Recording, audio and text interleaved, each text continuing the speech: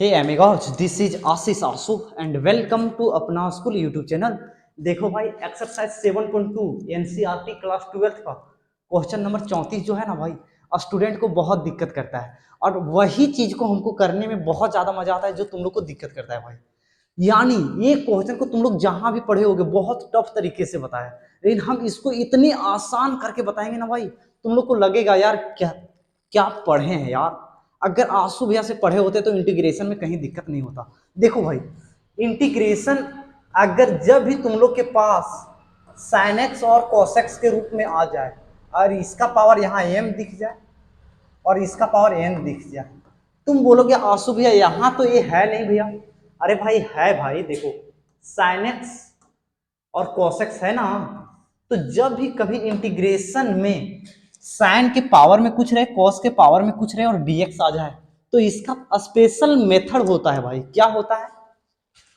अगर एम अगर ऑड रहे तो हम पुट करते हैं कोसेक्स को, पुट कोसेक्स बराबर जेड। अगर एन बराबर ऑड आ जाए, यानी यहां ऑड नंबर आ जाए, तो हम पुट करते हैं साइन एक्स बराबर जेड। और भाई अगर एम और एन दोनों ऑड आ जाए, आंसू भैया अगर एक ऑर्डर रहेगा ये तो इसको पुट करेंगे, ये ऑर्डर रहेगा तो इसको पुट करेंगे। अगर बाई चांस दोनों ऑड आ जाए तब हम क्या करेंगे? पुट करेंगे, पुट हाइयर पावर। क्या करेंगे? Put higher power. अब तुम बोलोगे ये हाइयर पावर क्या? बाई चांस यहाँ 5 रहे यहाँ 3 रहे, दोनों तो ऑड है, तो जिसका पावर ज्यादा है यानी साइन एक्स का पावर ज्यादा है तो उसको हम पुट करेंगे, साइन एक्स को पुट करेंगे। समझ में आया?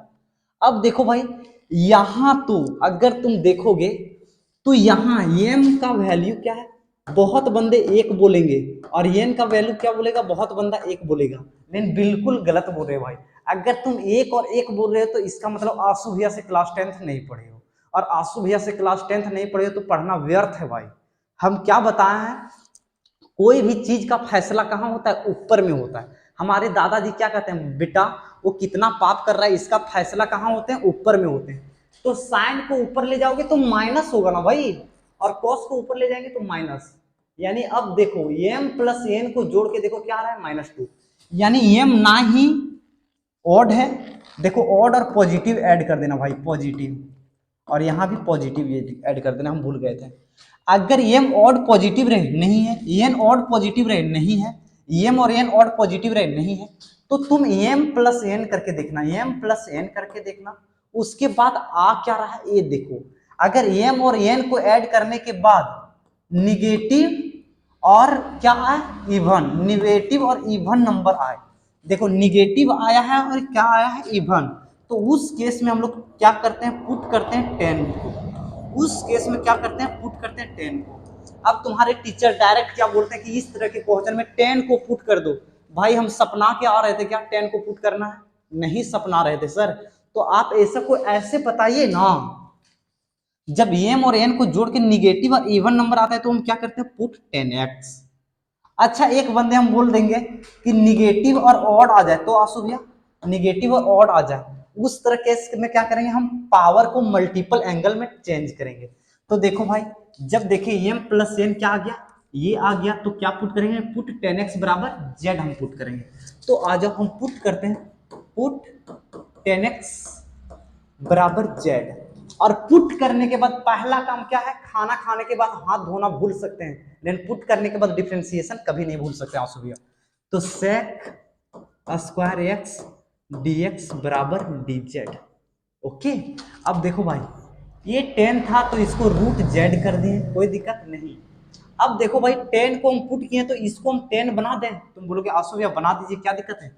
तो साइन बाय कॉस कर देते हैं, क्या साइन एक्स बटे कॉस एक्स कर दिए, और ये जो डिवाइड किए उसको गुना भी कर दिए cos x। और ये पहले से cos x था, ये cos x रख दिए, और ये क्या है भाई? अभी भी dx है, कोई दिक्कत है नहीं। ये रूट जेड हो गया भाई। साइन बाय cos क्या होता है? 10z। अब देखो cos को cos से गुना करेंगे, cos स्क्वायर एक्स, ऊपर ले जाएंगे तो sec स्क्वायर एक्स बच्चे बनेगा। तो तुम बोलोगे हाँ आंसू भैया बन जाएगा। cos को cos से गुना किया, cos स्क्वायर एक्स, और 1 बाय cos स्क्वायर एक्स क्या होता है भाई? sec स्क्वायर एक्स होता है। तो 1 by cos square x, sec square x. अब देखो भाई, ये रूट जेड है और ये जेड है, और sec square x d x बराबर हम क्या मानते हैं, dz, तो ये dz आ गया। अब हम लोग जानते हैं z को तुम लोग लिख सकते हो रूट जेड गुने रूट जेड, तो यहाँ रूट जेड को रूट जेड टाइम में काट देंगे तो काट देंगे, ये क्या आएगा 1/√z और ये dz। ओके, अब आ जाओ भाई, इसको हम क्या करेंगे, z का पावर -1/2 कर देंगे और dz कर देंगे। तुम बोलोगे हाँ भैया कर दीजिए। अब z का डिफरेंशिएशन क्या होगा, z का -1/2 + 1, और यही चीज को नीचे लिख देते हैं -1/2 + 1। देखो भाई z बराबर आधा रुपया में 1 रुपया, 1 रुपया में आधा रुपया जाएगा तो आधा रुपया बचेगा, यहाँ भी तो आधा बचेगा। अब देखो ये 2 तो ऊपर चला जाएगा और पावर आधा का मतलब होता है √z और +c, और 2√z हम किसको माने थे भाई, 10 को, तो यहां लिख देंगे क्या 10x + c। अच्छा कोई बंदा बोलेगा कि z में ही हम नहीं छोड़ सकते हैं, नहीं भाई, अगर हम बोले यहां से जमुआ जाओ तो क्या तुम यहां से धुरेता मोड़ में ही रुक जाओगे, नहीं, हम लोग को x में क्वेश्चन दिया है तो x में लाएंगे, तो x में लाना पड़ेगा, इसीलिए हम रिटर्न लिखते हैं। अगर एक क्वेश्चन में तुम लोग को मजा आया भाई तो मेक श्योर करना स्ट्रीम को लाइक शेयर सब्सक्राइब और कमेंट, इसके पीछे क्या टेक्नोलॉजी लगा था हम यहाँ लिख दिए भाई, यहाँ सारे के सारे टेक्नोलॉजी को लिख दिए भाई। इसको तुम लोग साइड में लिख लोगे, अगर नहीं लिखोगे भाई तो पढ़ना व्यर्थ है तुम लोग के लिए, ठीक है। टिल देन बाय बाय, जय हिंद।